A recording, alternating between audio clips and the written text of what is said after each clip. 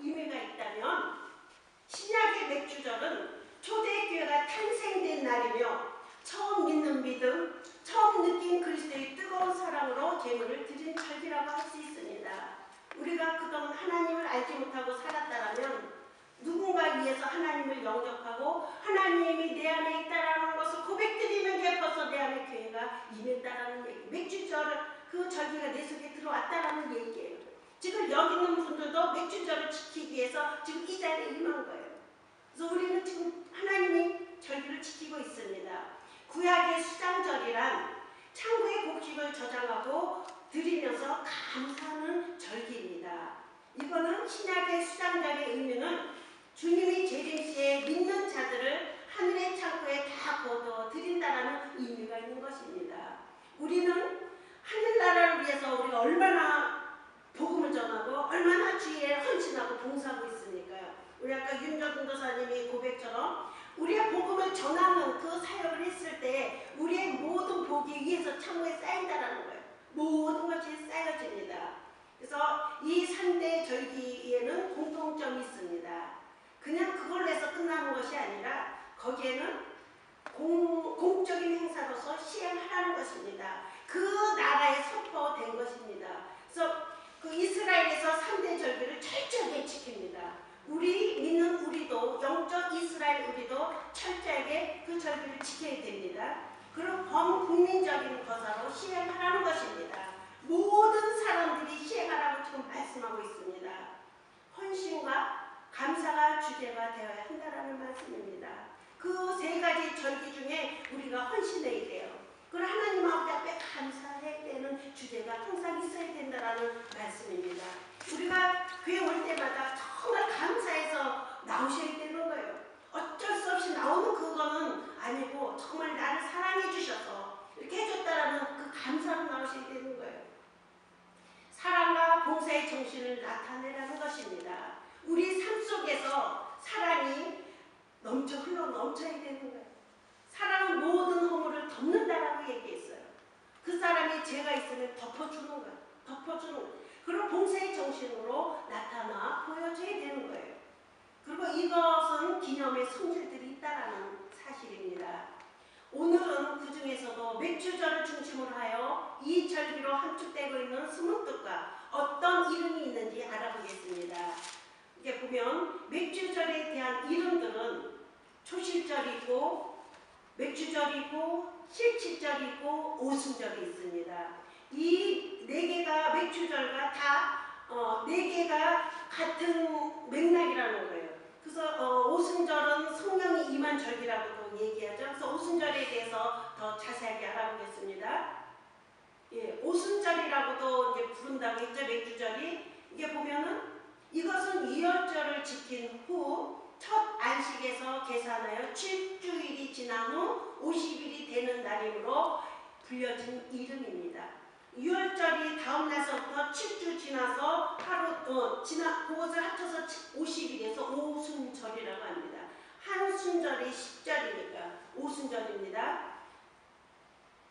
그리고 레위기 23장 16절에는 오순절이라고 했습니다. 이것은 7안식일, 곧 49일이 지나고 50일이 되는 날이므로 불려진 이름입니다. 그래서 신약에서는 오순절이라고 합니다. 성령 충만한 절기라고도 합니다. 이렇게 맥주절에 대해서 성경은 여러 가지 이름을 사용하는 것을 볼 수 있습니다. 그래서 맥주절의 유래는 처음 익은 보리단을 하나님께 바쳤습니다. 우리가 너무나 잘 알고 있는 미국의 역사를 알고 있잖아요. 미국의 역사는 1620년 그날에 영국에서 종교 탄압 때문에 청교도들이 미국에 와서 102명이라는 사람이 추위와 먹을 것이 없어서 거진 절반이 죽었습니다. 그래서 50몇 명이 남은 사람이 하나님의 은혜로 인디안들이 옥수수 씨를 갖다 줘서 그 씨를 심어가지고 처음 열매를 맺은 수확한 것을 하나님 앞에 바친 것이 추수감사절의 위례가 되었습니다. 그래서 미국의 16대 대통령 링컨이 매해 11월 네 번째 목요일은 추수감사절 역사전으로 아예 거기로 정해버렸습니다. 그래서 우리가 그 유래를 알아야 되는 거예요. 맥주절에 숨겨진 의미가 있습니다.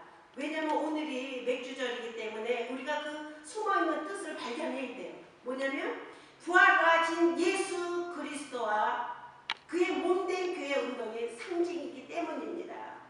뭐냐면 초실절이 뜻하고 있듯이 이스라엘이 처음 익은 보리단을 하나님께 드리는 날입니다.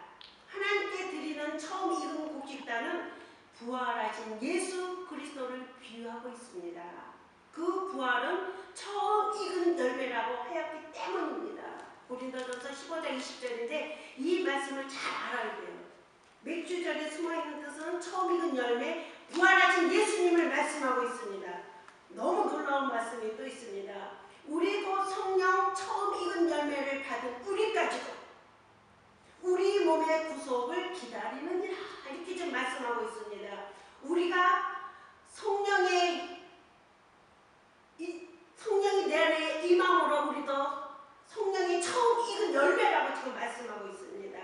성령이 처음 익은 우리 몸이 너의 몸을 하나님이 기뻐하시는 거룩한 산제사로 드리라. 이는 너의 드릴 영적 예비니라. 지금 이렇게 말씀하고 있는 거예요. 그래서 지금 예배 드리는 이곳에 있는 성도들은 산제사라는 말씀이에요. 처음 익은 열매로서 지금 하나님 아버지 앞에 내가 드려지고 있는 거예요. 영적 예배인 거예요.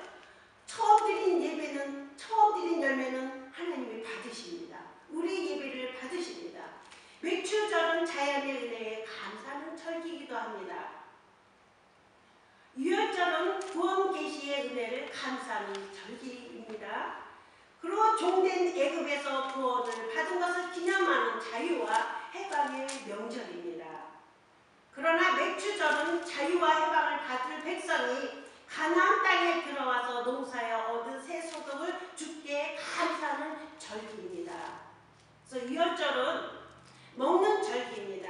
그러므로 창세기 12장에 보면 양을 먹고 무교병을 먹는 규례를 자세하게 설명하고 있습니다. 그러나 맥주절은 그 양을 먹고 나온 이스라엘이 광야를 거쳐 하나님께 드리는 절기입니다.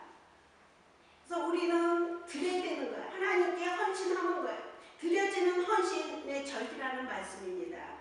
그래서 성도 여러분은 신약시대의 교회 운동은 맥주절의 계절입니다.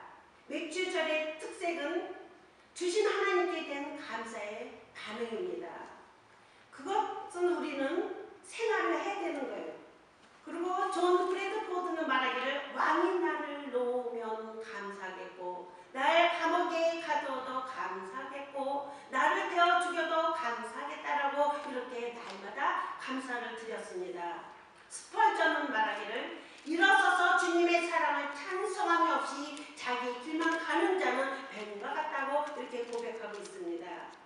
기독교의 모든 감사는 하나님의 살아계심에 대한 흔적입니다.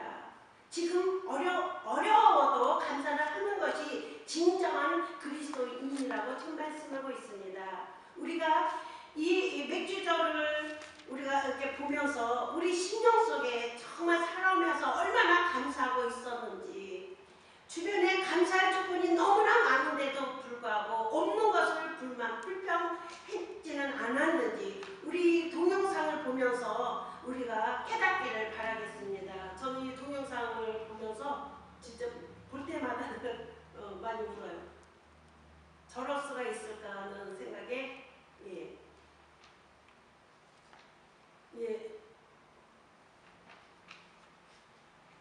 은혜 받으시길 바라겠습니다. 송영원 목사님은 나한자촌에 가서 목회를 했습니다. 그래서 그 썩어 문드러진 애들을 입으로 빨아서 그 고름을 빨아내신 분이에요.